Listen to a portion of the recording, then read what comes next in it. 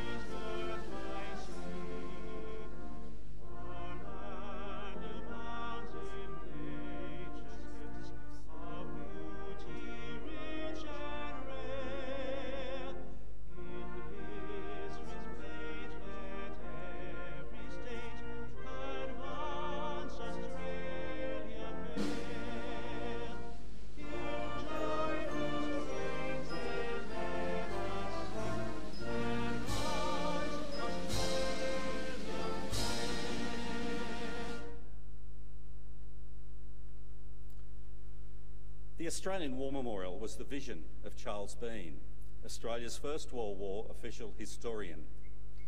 Bean landed with the Australian troops on Gallipoli and stayed with them at the front through to the end of the war. The idea of this national memorial and museum came to him at Pozières, France, in the depths of the bloody fighting of 1916. Bean's idea was that this would be a place where families and friends could mourn loved ones buried in faraway places. It would also be a place that could help all Australians understand what these men and women had endured and what they had done for us. Bean's vision, to which we remain true, is best expressed as inscribed in the entrance to the memorial's galleries. Here is their spirit, in the heart of the land they loved, and here we guard the record which they themselves made.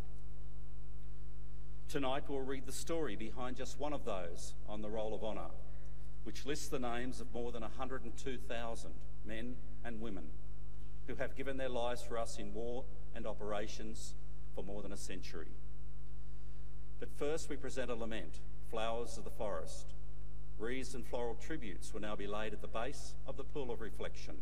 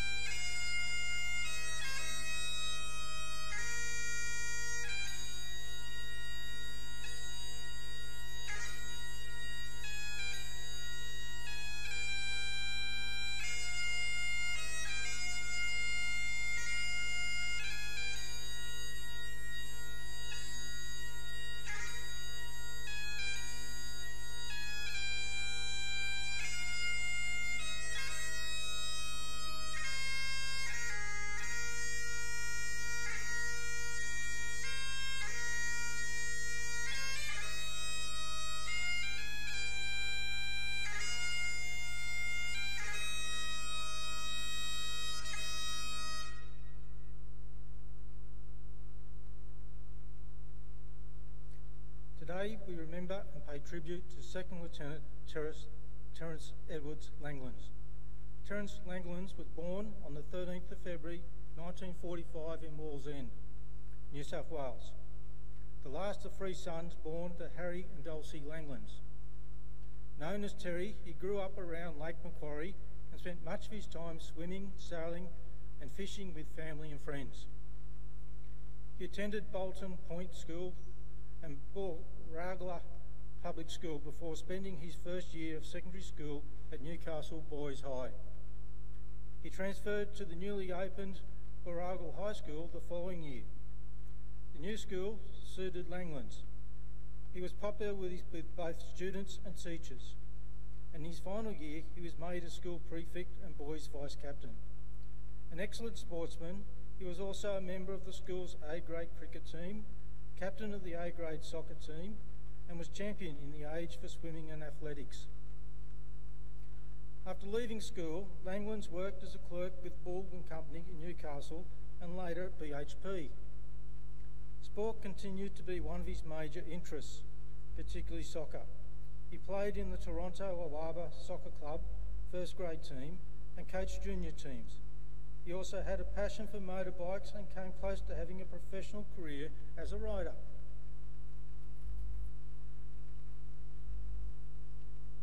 After not being drafted in the initial National Service ballot in 1965, Langlands volunteered for National Service. He was accepted as part of the regular Army Supplement, National Service, for general enlistment. Stamped across the top of his personal data sheet were the words, Potential Officer. He had been studying a Bachelor of Commerce degree, but discontinued his studies upon enlisting. In mid-April 1967, Langlands was sent to the 1st Recruit Training Battalion, Kapuka, to begin basic training. His leadership qualities quickly became evident in the May. He was transferred to the Officer Cadet School at Skyville, where he became a member of the 2nd 67th class. One day at the school, Langlands was using black boot polish to try to darken the colour of his slouch hat brown belt, but failed to get the effect he had intended. Instead of a smooth dark finish, the chin strap took on a mottled appearance. At the next inspection, the Scottish-born warrant officer in charge of proceedings picked up on the colour difference and delivered a quick, thickly accented triade. It's supposed to be brown, Langlands, but it's brindle, isn't it? From that moment on, Terry Langlands was known as Brindle. Graduating on the 8th of October 1967, he was commissioned as a probationary 2nd Lieutenant and posted to the 5th Battalion Royal Australian Regiment, based at Holsworthy.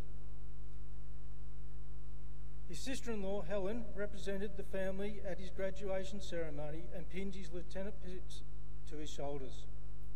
In March 1968, Langlands, rather than waiting for deployment with 5RAR in early 1969, volunteered for immediate service in Vietnam. 2 months later, he landed at Ton Su Nhat Airport and was sent to the 1st Reinforcement Holding Unit in Vung Tau. After 2 months of training and acclimatisation to the tropical conditions, he was promoted to substantive 2nd Lieutenant and posted to the 1st Battalion Royal Australian Regiment. A few weeks later, he joined his battalion in the field, taking over 1 platoon A Company. Langlands' battalion was involved in numerous operations. He spent a lot of time in the bush. At the beginning of November, he was deployed in the northeast of Phoc Tu province, known to be heavily fortified North Vietnamese Army and Viet Cong stronghold. In the early hours of the 24th of November, A Company 1RR was flown to its landing zone. As the band began patrolling, they came under fire from nearby bunkers and there were several casualties. As Langlands and his platoon moved forward to clear the bunkers, a claymore mine was detonated and one of the men was wounded. As Langlands moved towards the wounded man, he encountered a lone Viet Cong soldier standing in the open. The soldier opened fire and Langlands was hit, collapsing to the ground. Corporal Fred Ainsley tried to provide suppressing fire to help other members of the platoon recover their fallen officer, but he too was hit. When the platoon's medic arrived, Langlands ordered him to first look after Ainsley.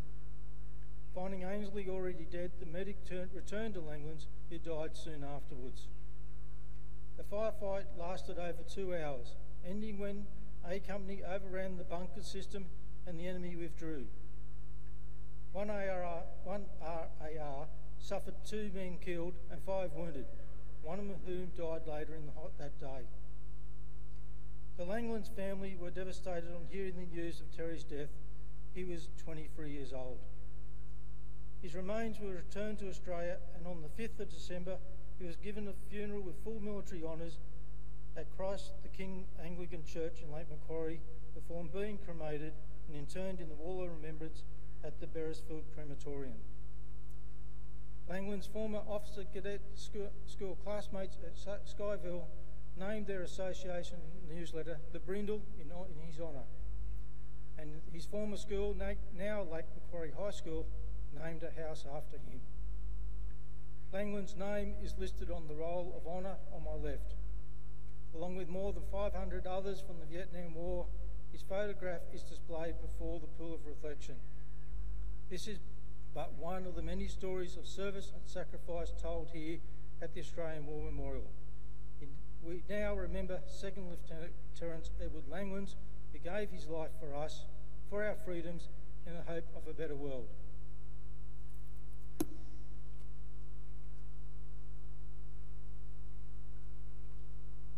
Please stand for the reading of the ode and the sounding of the last post.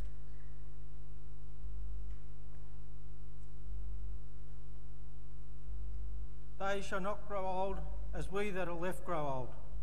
Age shall not weary them, nor the years condemn. At the going down of the sun and in the morning, we will remember them. We will remember them.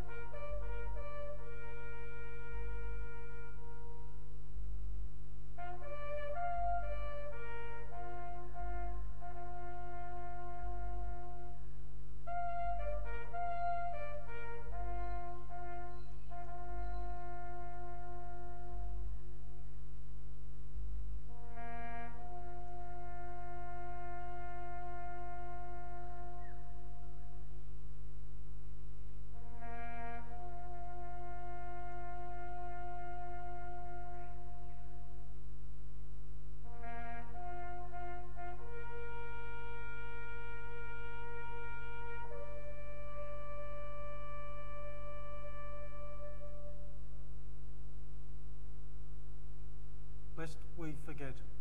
Lest we forget.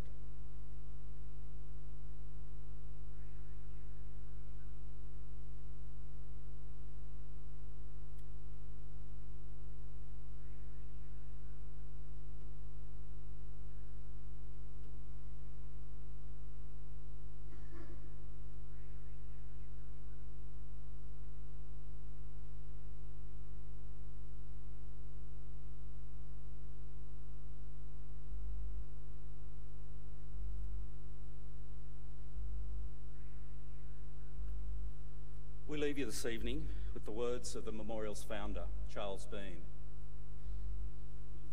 Many a man lying out there at Poziere or in the low scrub at Gallipoli, with his poor, tired senses barely working through the fever of his brain, has thought in his last moments, well, it's over. But in Australia, they will be proud of this. Ladies and gentlemen, girls and boys, that concludes this evening's last post ceremony. We thank you for visiting the Australian War Memorial and wish you all a very good evening. Thank you.